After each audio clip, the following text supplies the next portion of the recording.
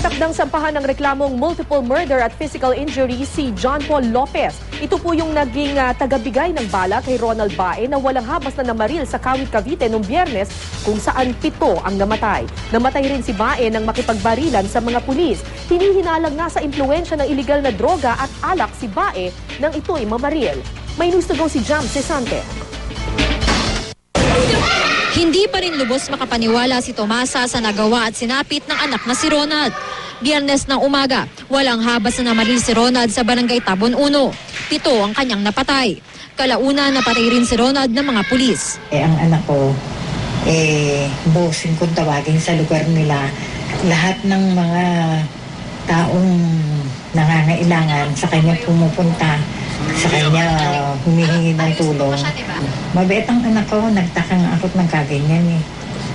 Ayon kay Tomasa, wala naman daw nakukwento sa kanya si Ronald na problema nila ng kanyang misis nang huli silang magkita noong December 9. Ayon naman kay John Paul Lopez, ang kainuman ni Ronald gabi bago siya namaril. Problemang mag-asawa ang hinaing ni Ronald na magaya ng inuman noong hapon ng January 3, Huwebes. Nagawin po sila ng mag-asawa bago nung binanggit niya po sa mga kapatid niya, sa pamilya po, na sinuro po tatay niya na lagi nang iminumos sa dibdib niya.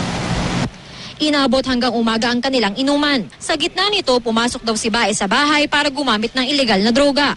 Nang magkita uli sila bandang alas 6 na umaga, hindi na raw makausap ng matino si Bae. Paikot-tikot lang siya na hindi ko maintindihan na yung mabinubulong ni Ronald na gano'n di pala ang nangyayari. Ano lang po siya, pag gano'n lang. Gano'n lang po siya. Hindi ko po talaga po maintindihan. Ronald was having a delusion. Ano ba? Jump pad ba? He is talking to himself. And there was a moment that nagsisalpito. Siguro nga yung drinking and then yung drug use. Pagka drugs and alcohol mixed together, pagka hindi mo kaya yan talaga.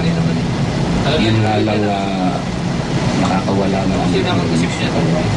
Ayon sa pulis, 2 beses nanungkulan si Bae bilang barangay councilor bago tumakbo bilang chairman noong 2010 at natalo.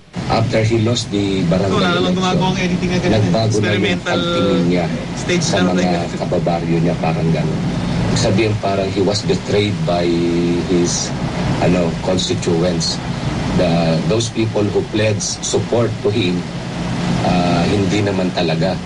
So parang iniwan siya sa ere. So parang yung dinamdam niya yon. Natagpuan ng mga pulis ang kotse ni Bae sa silang, basag ang salamin sa likod. Aalamin daw ng Cavite Police kung ano ang nangyari sa sasakyan at kung bakit ito naroon. Paniwala ng pulisya, ito ang sinakyan ng suspect papuntang Cavite galing Guagua, Pampanga. Ayon sa kanyang pamilya, nasa bulsa lang daw ni Ronald ang susi sa kotse nang mangyari ang barilan. Jam Cesante, GMA News.